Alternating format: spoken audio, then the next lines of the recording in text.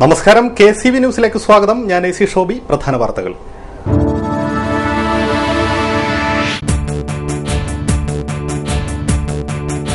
ബലിതർപ്പണവും ശ്രാദ്ധവുമായി ഹൈന്ദവർ പൂർവിക സ്മരണയിൽ. കുട്ടനാട്ടിലെ കരുമാത്ര ക്ഷേത്രത്തിൽ നടന്ന കർക്കിടവാവ് ഉത്സവത്തിൽ 10,000 പങ്കെടുത്തു.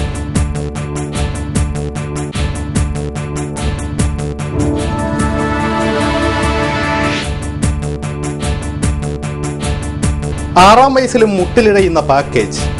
കുട്ടനാട് പാക്കേജ് കൃഷി വകുപ്പിനെ ഏൽപ്പിക്കണമെന്ന വാദം ശക്തമാകുന്നു. 1000 കോടിയും 2 വർഷം കൂടി കാലാവധിയും ആവശ്യപ്പെട്ടതായി കൊടിക്കുന്നിൽ സുരേഷ്.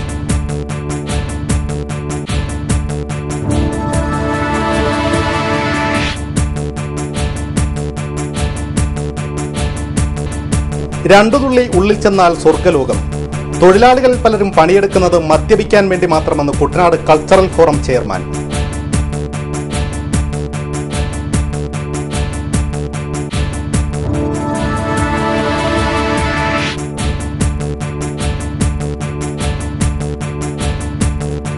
കരാറുകാർ കൈയിട്ടുവാരി. പണി കഴിഞ്ഞ് 4 മാസം തികയും മുമ്പേ റോഡ് കുളമായി.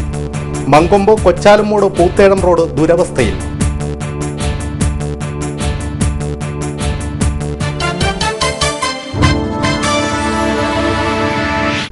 വാർത്തകൾ വിശദമായി.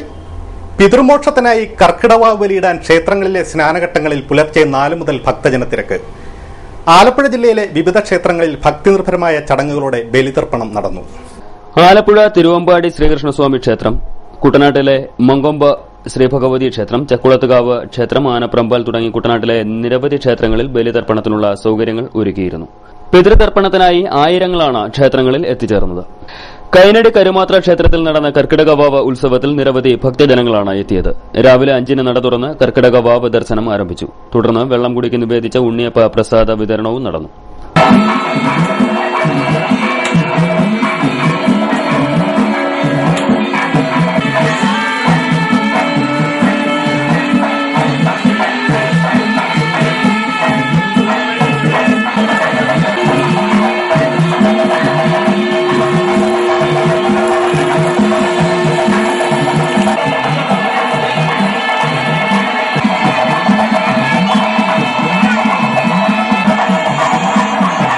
കുട്ടനാടിന്റെ പാരിസ്ഥിതിക അവസ്ഥയുടെ പുനരുദ്ധാരണം ലക്ഷ്യമാക്കിയുള്ള പാക്കേജിലെ ഒരു നിർദ്ദേശം പോലും വർഷം 6 കഴിഞ്ഞിട്ടും പൂർത്തിയാക്കാൻ സാധിച്ചിട്ടില്ല. കാർഷിക മേഖലയിലെ പ്രതിസന്ധികൾക്ക് ശാശ്വത പരിഹാരം കാണുവാനും കുട്ടനാട് പാക്കേജിന്റെ അടിസ്ഥാന സൌകര്യം വികസനം എന്നത് മാത്രമാണ് പദ്ധതിയുടെ കാതൽ. ഈ വിഷയത്തിൽ കൊടിക്കുന്നിൽ സുരേഷ് MPയുടെ പ്രതികരണത്തിലേക്ക്. കുട്ടനാട് പാക്കേജിന് ഒരു 2 വർഷം കൂടി അതിന്റെ നിർമ്മാണം പൂർത്തീകരിക്കാൻ കാലാവധി നീട്ടണമെന്നും ഇപ്പോൾ പാക്കേജിന്റെ നിർമ്മാണം പൂർത്തീകരിക്കുന്നതിന് ഒരു 1000 കോടി രൂപ കൂടി അഡീഷണലായിട്ട് അനുവദിക്കണമെന്ന് പാർലമെന്റിൽ നടന്ന ജലവിഭവ വകുപ്പിന്റെ ഇറിഗേഷൻ വകുപ്പിന്റെ ചർച്ചയിൽ ആവശ്യപ്പെടുകയുണ്ടായി. കൂടാതെ ഈ കുട്ടനാട് പാക്കേജിന്റെ ഇതുവരെയുള്ള സ്ഥിതിഗതികളെക്കുറിച്ച് ചർച്ച ചെയ്യാൻ ഒരു ഉന്നതതല യോഗം ഡൽഹിയിൽ വിളിച്ചു ചേർക്കണമെന്ന് ബഹുമാനപ്പെട്ട കേന്ദ്ര ജലവിഭവ വകുപ്പ് മന്ത്രി ശ്രീമതി ഉമാ ഭാരതിയോട് ആവശ്യപ്പെട്ടിട്ടുണ്ട്. അവരത് മീറ്റിംഗ് വിളിച്ചു കൂട്ടാമെന്ന് പറഞ്ഞിട്ടുണ്ട്. എന്തായാലും കുട്ടനാട് പാക്കേജ് ഈ ഒരു അവസ്ഥയിൽ ഇനി മുന്നോട്ട് പോകാൻ കഴിയില്ല. ഇത് കർഷകർക്ക് ഗുണം ചെയ്യുന്ന കുട്ടനാടിനും ഗുണം ചെയ്യുന്ന തരത്തിൽ കുട്ടനാട് പാക്കേജ് പൂർത്തീകരിക്കേണ്ടതായിട്ടുണ്ട്. കുറെ കൂടി അതിനെ ജാഗ്രതയോട് പ്രവർത്തിക്കാനുണ്ട്. ഇന്നത്തെ ഈ അവസ്ഥ ഇപ്പോൾ സെൻട്രൽ വാട്ടർ കമ്മീഷന്റെ ഭാഗത്തുനിന്നും കേരള ഗവൺമെന്റ് ഭാഗത്തും വന്ന വീഴ്ചകൾ അത് പരിശോധിച്ച് പരിഹരിച്ച് ബാക്കിയുള്ള നടപടികൾ പൂർത്തിയാക്കി കുട്ടനാട് പാക്കേജ് പാടശേഖരങ്ങളുടെ ബണ്ട് നിർമ്മാണം ഉൾപ്പെടെയുള്ള കാര്യങ്ങൾ ത്വരിതഗതിയിലാക്കി 2 വർഷത്തിനകം ഈ പാക്കേജിന്റെ പൂർത്തീകരണവും അതിന്റെ ഗുണഫലങ്ങൾ കർഷകർക്ക് ലഭിക്കുന്നതിന് വേണ്ടിയുള്ള ശ്രമങ്ങളാണ് നടത്താൻ പോകുന്നത്. അതിനുവേണ്ടിയുള്ള ശ്രമങ്ങൾ ആരംഭിച്ചു. കുട്ടനാട് പാക്കേജിന്റെ കാലാവധി 2 വർഷത്തേക്ക് കൂടി നീട്ടു നൽകുവാനും പാക്കേജിന്റെ പൂർത്തീകരണത്തിനായി 1000 കോടി രൂപ കൂടി അടിയന്തരമായി ലഭ്യമാക്കുവാനും പാർലമെന്റിൽ നടന്ന ജലവിഭവ വകുപ്പിന്റെ ചർച്ചയിൽ ആവശ്യപ്പെട്ടിട്ടുണ്ട്. കുട്ടനാട് പാക്കേജിന്റെ പ്രവർത്തനങ്ങൾ വളരെ മന്ദഗതിയിലാണ് നീങ്ങുന്നത്. കർഷകർക്കും കാർഷിക മേഖലയ്ക്കും വേണ്ടി വിഭാവനം ചെയ്ത കുട്ടനാട് പാക്കേജ് ഈ രീതിയിൽ മുമ്പോട്ട് കൊണ്ടുപോകാൻ സാധ്യമല്ലെന്നും കൊടിക്കുന്നിൽ സുരേഷ് പറഞ്ഞു. കുട്ടനാട് പാക്കേജ് കൃഷി വകുപ്പിനെ ഏൽപ്പിച്ചാൽ മാത്രമേ അഴിമതിരഹിതമായി പാക്കേജ് നടപ്പാക്കാൻ പറ്റൂ എന്ന അഭിപ്രായമാണ് കുട്ടനാട് വികസന ഏജൻസി വൈസ് ചെയർമാൻ വെളയനാട് മാത്തച്ചനുള്ളത്. കുട്ടനാട് കാർഷിക മേഖലയെ സംരക്ഷിക്കുവാൻ വേണ്ടി വിഭാവന ചെയ്ത കുട്ടനാട് പാക്കേജ് വകുപ്പുകളുടെ ഏകോപനമില്ലാത്തത് മൂലം അഴിമതിയിൽ മുങ്ങിത്താണിരിക്കുകയാണ്. 1840 കോടി രൂപ കുട്ടനാട് പാക്കേജിന്റെ പ്രവർത്തനത്തിനായി അനുവദിച്ചെങ്കിലും ഇതുവരെ ചിലവഴിച്ചത് കേവലം 382 കോടി രൂപ മാത്രമാണെന്നും വെളിനാട് മാത്തച്ചൻ പറഞ്ഞു. കുട്ടനാട് പാക്കേജ് പരാജയമാണ് സംഭവിച്ചിരിക്കുന്നത്. സ്വാമിനാഥൻ രൂപകൽപ്പന ചെയ്ത കുട്ടനാടൻ കാർഷിക മേഖല സംരക്ഷിക്കാൻ വേണ്ടി 1840 കോടി രൂപ മുതൽ മുടക്കുള്ള ഒരു പദ്ധതിയാണ്. 2008 ജൂലൈ 24 തീയതിയാണ് ഈ പാക്കേജ് ജമ്മൻ നൽകിയത്. ജമ്മൻ നൽകിയ സമയത്ത് കുട്ടനാടൻ കാർഷിക മേഖലയ്ക്കും കർഷകനുമാകെ ഒരു പ്രതീക്ഷയും ഉന്മേഷവും നൽകി. ഈ കാർഷിക മേഖലയെ തകർച്ചയിൽ നിന്നും സംരക്ഷിക്കുവാൻ ഇത് ഉതകുന്ന ഒരു പാക്കേജായി മാറിയിരിക്കുകയാണ്. എന്നാൽ ഈ വൻപിച്ച പരാജയമാണ് കുട്ടനാട് പാക്കേജ് കൊണ്ട് സംഭവിച്ചത്. 1840 കോടി രൂപ മുടക്കി ഇപ്പോൾ ഏകദേശം 382 കോടി രൂപ മാത്രമേ ഈ പാക്കേജിന് വിനിയോഗിക്കാൻ സാധിച്ചിട്ടുള്ളൂ.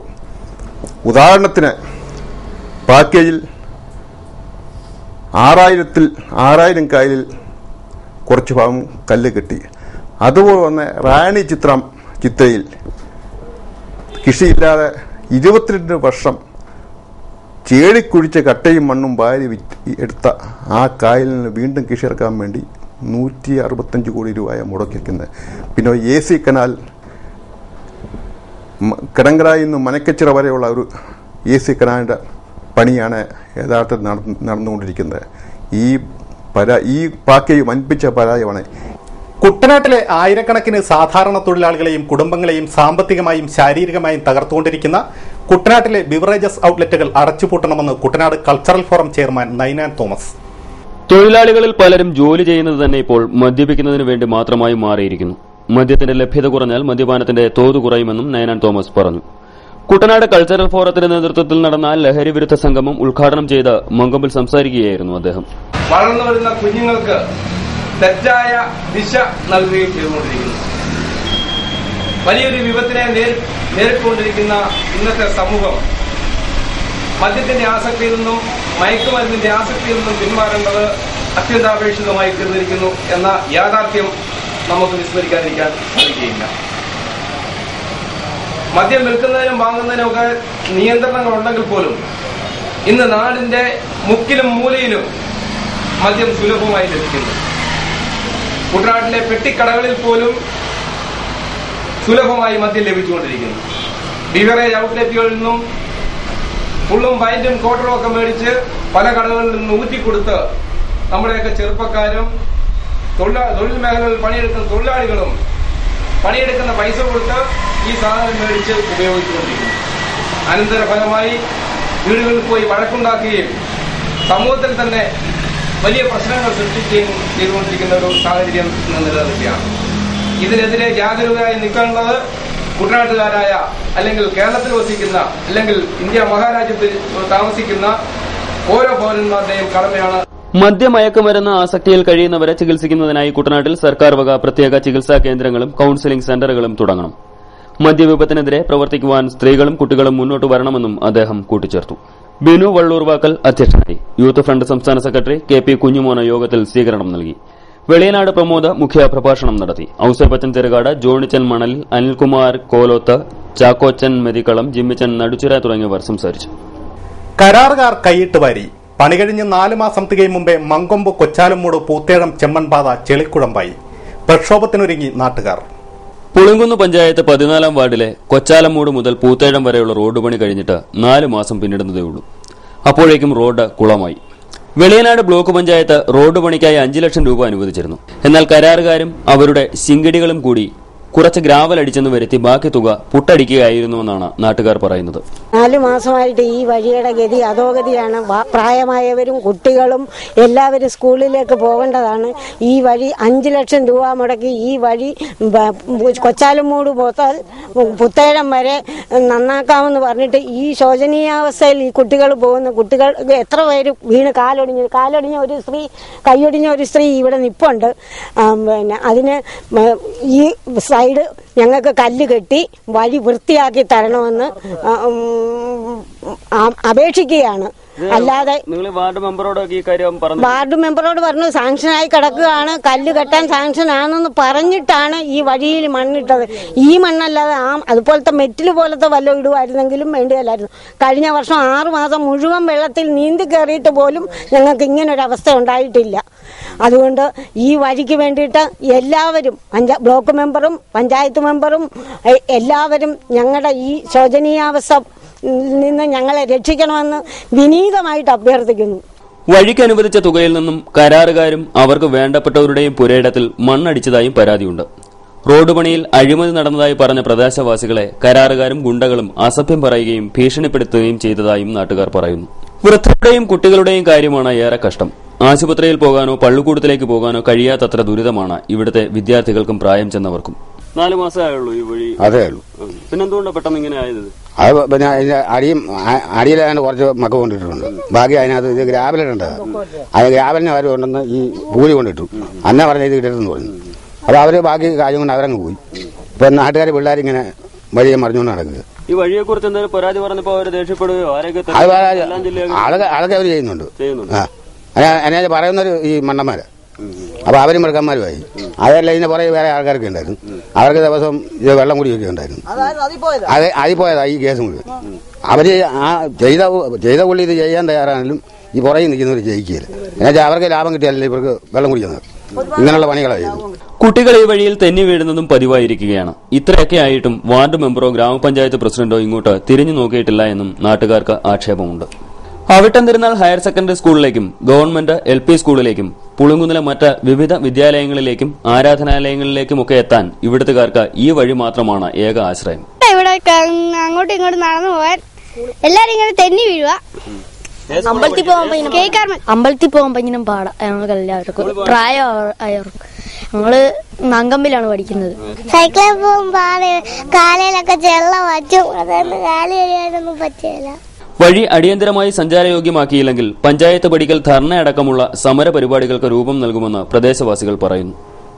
പുളുങ്കുന്ന് പഞ്ചായത്ത് 14-ാം വാർഡ് കൊച്ചാലമ്മൂട് മുതൽ പുത്തേഴം വരെയുള്ള റോഡാണിത്. ബ്ലോക്ക് പഞ്ചായത്തിലും ഗ്രാമപഞ്ചായത്തിലുമൊക്കെ നിരവധി തവണ ഇവർ ഈ റോഡിന്റെ പരാതി പറഞ്ഞെങ്കിലും ഇപ്പൊ ശരിയാക്കി തരാമെന്ന മറുപടി മാത്രമാണ് ഇവർക്ക് ലഭിക്കുന്നത്. ക്യാമറാമാൻ മറഡോണയ്ക്കൊപ്പം ഹരീഷ് കൃഷ്ണൻ, KCV വാർത്തകൾ. മിമിക്രി കലാകാരന്മാരുടെ എണ്ണം കൂടി വരുന്ന അവസരത്തിൽ അവർക്ക് വേണ്ടത്ര പരിഗണന സർക്കാരിന്റെ ഭാഗത്തു നിന്നും ഉണ്ടാവുന്നില്ലെന്ന് സിനിമ മിമിക്രി താരം പുന്നപ്ര മധു KCV വാർത്തകളോട് സംസാരിക്കുകയായിരുന്നു അദ്ദേഹം.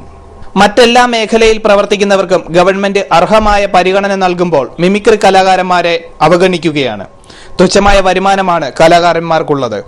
ഒരു സിനിമയിൽ മുഖം കാണിച്ചാൽ ആ വ്യക്തിക്ക് ഗവൺമെന്റിന്റെ ഭാഗത്തു നിന്നും എല്ലാവിധ ആനുകൂല്യങ്ങളും ഉണ്ടാവാറുണ്ട്.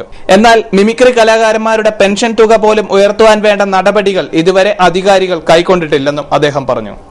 മിമിക്രി കലാകാരന്മാരെ സംബന്ധിച്ചിടത്തോളം പറയുകയാണെങ്കിൽ ഇന്ന് കേരളത്തിൽ മറ്റേത് കലകളെയും പോലെ തന്നെ എനിക്ക് തോന്നുന്നു എണ്ണത്തിൽ ഒരു പഞ്ചായത്ത് തന്നെ അടിസ്ഥാനത്തിൽ എടുത്തു കഴിഞ്ഞാൽ തന്നെ മിമിക്രി കലാകാരന്മാരുടെ എണ്ണം ഇന്ന് കൂടുകയാണ്. കാരണം സർവ്വ കലകളുടെയും ഒരു കൂട്ടായ്മയാണ് മിമിക്രി എന്ന് പറയുന്ന കല. കാരണം അഭിനയിക്കാൻ അറിയണം, നല്ല താളബോധം വേണം, അനുകരിക്കാൻ അറിയണം, നല്ല സംസാര ശൈലി ഉണ്ടായിരിക്കണം, പ്രേക്ഷകനെ ഒന്നടങ്കം കയ്യിലെടുക്കുവാനുള്ള ഒരു കഴിവുണ്ടായിരിക്കണം. ചുരുക്കം പറഞ്ഞാൽ നല്ല തന്മയത്വം ഉള്ള ഒരു കലാകാരനായിരിക്കണം മിമിക്രി കലാകാരൻ എന്നുള്ളതാണ് എൻ്റെ അഭിപ്രായം. അപ്പോൾ അത്രയും കലകളുടെ സമ്മേളന വേദിയായ മിമിക്രി കലാകാരന്മാർ ഇന്ന് ഗവൺമെന്റ് വേണ്ട വിധത്തിൽ അംഗീകരിക്കുന്നുണ്ടോ എന്ന് ചോദിച്ചാൽ യഥാർത്ഥത്തിൽ ശരിക്കും അവരെ പരിഗണിക്കുന്നില്ല എന്നുള്ളതാണ് വാസ്തവം. കാരണം ഇപ്പം നാടക കലാകാരന്മാരുണ്ട്, കഥകളി, ഇതുപോലുള്ള നമ്മുടെ കേരളത്തിൻ്റെതായ നല്ല കലകൾക്കും ഇതേപോലെ തന്നെ അനുഭവങ്ങളുണ്ട്.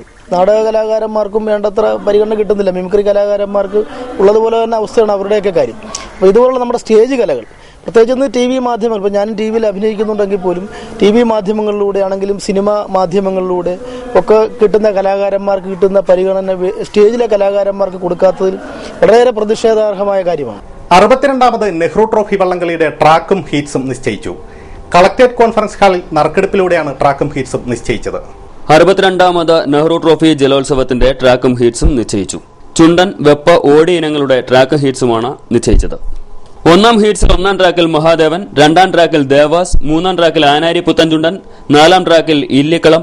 രണ്ടാം ഹീറ്റ്സിലെ ഒന്നാം ട്രാക്കിൽ ആയാപറമ്പ് പാണ്ടി, രണ്ടാം ട്രാക്കിൽ വെള്ളംകുളങ്ങര, മൂന്നാം ട്രാക്കിൽ ചമ്പക്കുളം പുത്തൻചുണ്ടൻ, നാലാം ട്രാക്കിൽ സെന്റ് പയസ് ചുണ്ടൻ.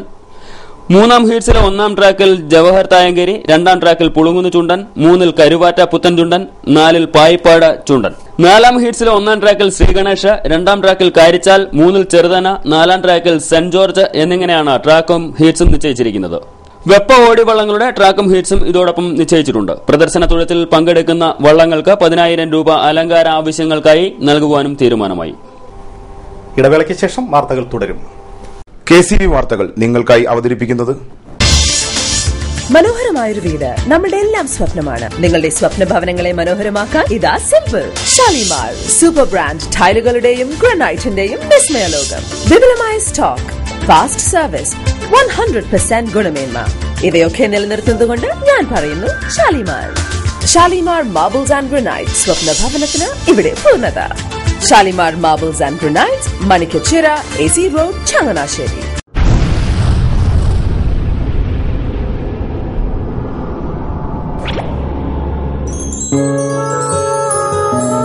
സ്വപ്ന ജ്വല്ലറി ചങ്ങനാശ്ശേരി, സംശുദ്ധിയുടെ അരനൂറ്റാണ്ട് കാലത്തെ പാരമ്പര്യം. ചങ്ങനാശ്ശേരിയിലെ ആദ്യത്തെ 916 ഹോൾമാർക്ക് സ്വർണ്ണാഭരണശാല. ഉയർന്നുവരുന്ന സ്വർണ്ണവിലയ്ക്ക് ആശ്വാസമായി സ്വപ്ന ജ്വല്ലറി ഒരുക്കുന്നു സ്വപ്നനിധി സ്വർണ്ണ സമ്പാദ്യ പദ്ധതി. തവണകളായി അടയ്ക്കുന്ന തുക അതാത് ദിവസത്തെ സ്വർണ്ണവിലയിലേക്ക് മാറ്റി നിശ്ചയിക്കുന്നതിനാൽ പിന്നീടുണ്ടാകുന്ന വിലവർദ്ധനവ് നിങ്ങളെ ബാധിക്കുന്നില്ല. 250 രൂപ മുതൽ വരുന്ന 18 തവണകളാണ് സ്വപ്നനിധിക്കുള്ളത്. സ്വപ്ന ജ്വല്ലറി, സ്വപ്ന ബിൽഡിംഗ്, ചങ്ങനാശ്ശേരി.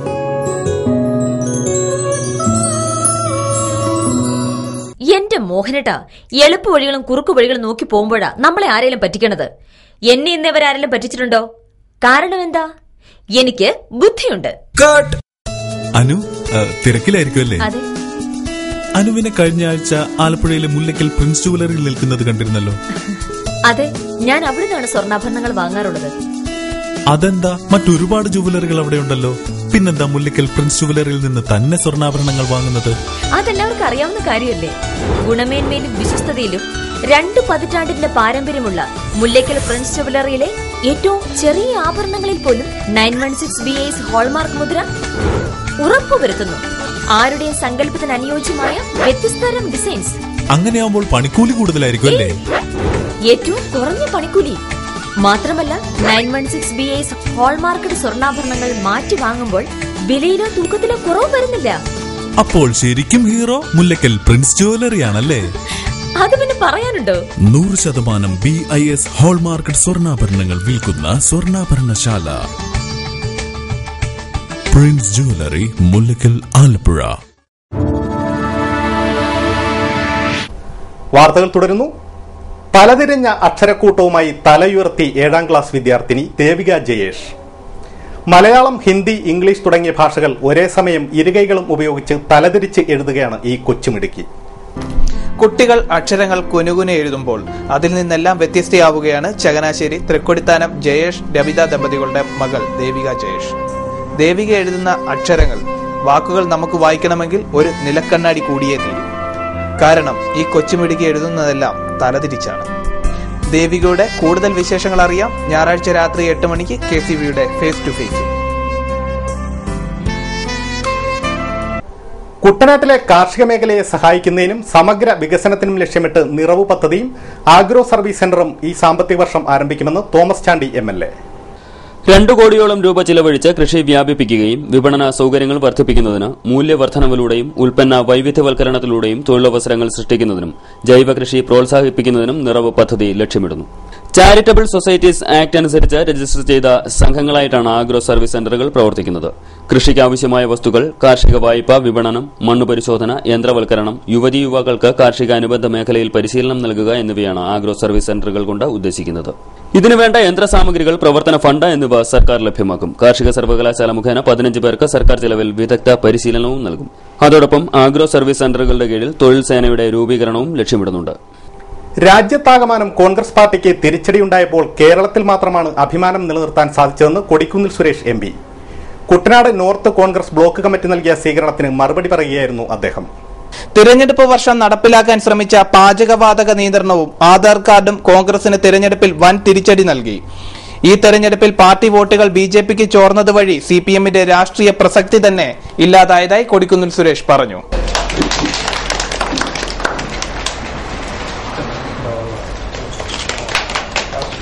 അവരെ കോൺഗ്രസ് അതിന്റെ 125 വർഷക്കാലത്തെ ചരിത്രത്തിനിടയിൽ ഏറ്റവും വലിയ പ്രതിസന്ധിയെ നേരിട്ടുകൊണ്ട് മുന്നോട്ട് പോവുകയാണ്. തിരിച്ചടികളാണ് നമുക്ക് എല്ലായിടത്തും ഇപ്പോൾ ലഭിച്ചുകൊണ്ടിരിക്കുന്നത്. അപ്പോൾ എല്ലായിടത്തും പരാജയവും തിരിച്ചടികളും ഉണ്ടാകുമ്പോഴും അതിൽ നിന്നൊരു റിലീഫ് കിട്ടുന്നത്, അതിൽ നിന്നൊരു പാർട്ടിക്ക് ഒരു റിലീഫ് അല്ലെങ്കിൽ ഒരു ആശ്വാസം ഉണ്ടാകുന്നത് കേരളത്തിലാണ്. ഈ പാർലമെന്റ് തെരഞ്ഞെടുപ്പിൽ നമുക്ക് 20 സീറ്റിൽ 12 ജയിക്കാനാണ്. നമ്മുടെ സ്ഥാനാർത്ഥിനെ കുറെ കൂടി കണക്കൂട്ടി അല്ലെങ്കിൽ കുറെ കൂടി ദീർഘവീക്ഷണത്തോടെ നടത്താൻ കഴിഞ്ഞിരുന്നെങ്കിൽ നമുക്കൊരു 16 സീറ്റ് എന്തായാലും ജയിക്കാൻ കഴിയുമായിരുന്നു. 16 സീറ്റ് 17 വരെ സീറ്റുകൾ ജയിക്കാമായിരുന്നു. അപ്പോൾ അത് നമുക്ക് സ്ഥാനാർത്ഥി നിർണയത്തിൽ ഉണ്ടായ പാളിച്ചയും കോൺഗ്രസ് അതിന്റെ ദേശീയ തലത്തിൽ എത്ര മാത്രം ആഴത്തിലുള്ള പ്രതിസന്ധി നേരിടുന്നുവോ അതിനേക്കാൾ വലിയ പ്രതിസന്ധിയാണ് മാർക്സിസ്റ്റ് പാർട്ടി നേരിടുന്നത്. പശ്ചിമബംഗാളിൽ അവർ തകർന്നു തരിപ്പണമായിരിക്കുകയാണ്. പശ്ചിമബംഗാളിൽ മാർക്സിസ്റ്റ് അണികളെല്ലാം ബിജെപിയിലേക്ക് പോയിക്കൊണ്ടിരിക്കുകയാണ്. ബ്ലോക്ക് പ്രസിഡന്റ് കെ ഗോപകുമാർ അധ്യക്ഷനായി. Advocate Anil Bose, Alex Mathew, P T Scaria, Joseph Chekkodan, C V Rajeev, Vijaya Reji തുടങ്ങിയവർ സംസാരിച്ചു. ലഹരി ഉപയോഗത്തിന്റെ ദൂഷ്യവശങ്ങളെക്കുറിച്ച് ആലപ്പുഴ ജില്ലാ ജയിൽ അന്തേവാസികൾക്കായി ബോധവൽക്കരണ പരിപാടി സംഘടിപ്പിച്ചു. ലീഗൽ സർവീസ് അതോറിറ്റിയുടെ നേതൃത്വത്തിലാണ് പരിപാടി സംഘടിപ്പിച്ചത്. ആലപ്പുഴ ജില്ലാ ജഡ്ജ് മേരി ജോസഫ് ബോധവൽക്കരണ പരിപാടി ഉദ്ഘാടനം ചെയ്തു. ഈ ജയിലിലെ അന്തേവാസികളായ നിങ്ങൾക്ക് evil effects of tobacco, drugs and liquor and plea bargaining, ഈ 2 വിഷയങ്ങളെ സംബന്ധിച്ച് നിങ്ങൾക്ക് അവബോധം ഉണർത്തുവാനായിട്ട് ഇന്ന് ഈ ദിവസം തെരഞ്ഞെടുത്തിരിക്കുകയാണ്. നിങ്ങൾ എങ്ങനെയാണ് ഈ നടുത്തളത്തിൽ, ഈ ജയിലിന്റെ നടുത്തളത്തിലെത്തിയതെന്ന് നിങ്ങൾക്ക് ഓരോരുത്തർക്കും വ്യക്തമായിട്ട് അറിയാം. അതിന് നിങ്ങൾക്ക് ഓരോരുത്തർക്കും ഒരു വലിയ കഥ പറയാനുണ്ടാവും. നമ്മളെല്ലാവരും മനുഷ്യരാണ്. ജീവിത സാഹചര്യങ്ങൾ എല്ലാവർക്കും വിവിധ തരത്തിലുള്ളതാണ്. നമ്മുടെ ലിഖിതമായ, ഇവിടെ സ്വാഗത പ്രാസംഗികൻ പറഞ്ഞതുപോലെ ലിഖിതമായ ദീർഘമായ ഭരണഘടന നമുക്കുണ്ട്. ആ ഭരണഘടനയിൽ പറയുന്നുണ്ട്, അതിന്റെ ആമുഖത്തിൽ പറയുന്നുണ്ട്, എല്ലാവരും തുല്യനീതിക്ക് അർഹരാണ്. അതിന്റെ പ്രിയാമ്പിളിൽ പറയുന്നത് justice, social, economic and political, 3 തരത്തിലാണ് നീതിയെ നിർവചിച്ചിരിക്കുന്നത്. സാമൂഹ്യപരമായ നീതിക്ക് അർഹരാണ് ഓരോരുത്തരും, പൊളിറ്റിക്കൽ രാഷ്ട്രീയപരമായ നീതിക്ക് അർഹരാണ് ഓരോരുത്തരും, അതുപോലെ തന്നെ സാമ്പത്തിക നീതിക്ക്. നമുക്ക് സമൂഹത്തിലേക്ക് ഇറങ്ങിച്ചെന്ന് പരിശോധിച്ചു കഴിഞ്ഞാൽ നമുക്ക് കാണാം ഒരിടത്തും ഒരു തുല്യതയില്ലായ്മ. ഭരണഘടന തന്നെ പറയുന്നുണ്ട് തുല്യർക്കിടയിലാണ് തുല്യത കാണേണ്ടത്.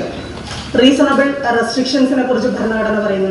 ജയിൽ വകുപ്പ് ദക്ഷിണ മേഖല ഡിഐജി ബി പ്രദീപ് അധ്യക്ഷനായി. Bar association president C V Lumumba, A V Shanavas, A Hariprasad, A Shajahan എന്നിവർ സംസാരിച്ചു. Muslim League Alappuzha civil station മേഖലാ കമ്മിറ്റിയുടെ നേതൃത്വത്തിൽ ഈദ് സന്ദേശ സംഗമവും ശിഹാബ് തങ്ങൾ റിലീഫ് കിറ്റ് വിതരണവും സംഘടിപ്പിച്ചു. ഈസ്റ്റ് ടെന്നീസ് ഓഡിറ്റോറിയത്തിൽ നടന്ന സംഗമം കെ സി വേണുഗോപാൽ ഉദ്ഘാടനം ചെയ്തു. മേഖലാ പ്രസിഡന്റ് അബ്ദുൽ ലത്തീഫ് അധ്യക്ഷനായി.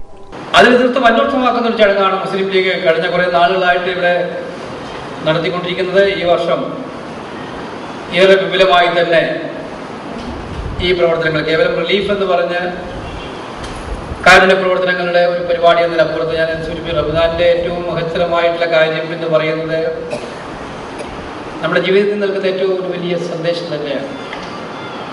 സക്കാത്ത് ഇസ്ലാം ആശയപ്രകാരം എല്ലാ ദിവസവും അത് ചെയ്യേണ്ടതാണ്, എല്ലാ നാളുകളിലും ചെയ്യേണ്ടതാണെങ്കിലും ഈ മാസക്കാലം, ഈ വ്രതാനുഷ്ഠാന കാലഘട്ടം എല്ലാവരെയും സംബന്ധിച്ചിടത്തോളം അവരുടെ ജീവിതത്തിന്റെ, അവരുടെ വ്രതത്തിന്റെ ഒരു ഭാഗമാക്കിക്കൊണ്ട് തന്നെ സിറാജുദ്ദീൻ അഷറഫി ഈദ് സന്ദേശം നൽകി.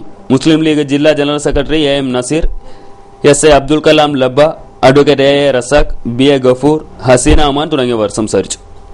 ഇനി ചരമവാർത്തകൾ. കൈനടി പയറ്റിബാക്ക ഉണ്ണീസദനത്തിൽ ചെല്ലമ്മ നിര്യാതയായി. 76 വയസ്സായിരുന്നു. സംസ്കാരം തിങ്കളാഴ്ച 10 വീട്ടുവളപ്പിൽ. പ്രധാന വാർത്തകൾ ഒരിക്കൽ കൂടി.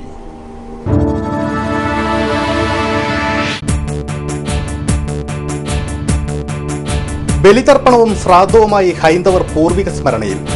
കുട്ടനാട്ടിലെ കരുമാത്ര ക്ഷേത്രത്തിൽ നടന്ന കർക്കിടവാവ് ഉത്സവത്തിൽ 10,000 പങ്കെടുത്തു.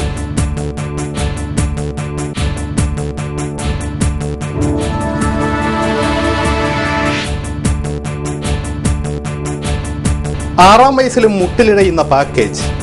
കുട്ടനാട് പാക്കേജ് കൃഷി വകുപ്പിനെ ഏൽപ്പിക്കണമെന്ന വാദം ശക്തമാകുന്നു. 1000 കോടിയും 2 വർഷം കൂടി കാലാവധിയും ആവശ്യപ്പെട്ടതായി കൊടിക്കുന്നിൽ സുരേഷ്.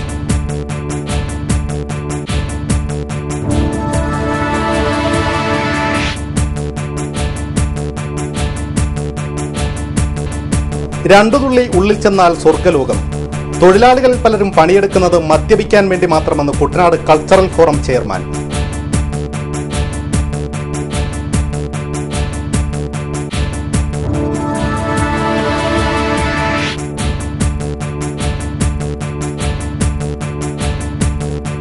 കരാറുകാർ കൈയിട്ടുവാരി പണി കഴിഞ്ഞ് 4 മാസം തികയും മുമ്പേ റോഡ് കുളമായി.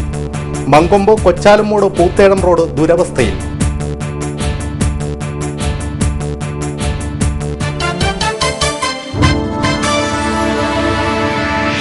ഇതോടെ വാർത്തകൾ കഴിഞ്ഞു. നമസ്കാരം.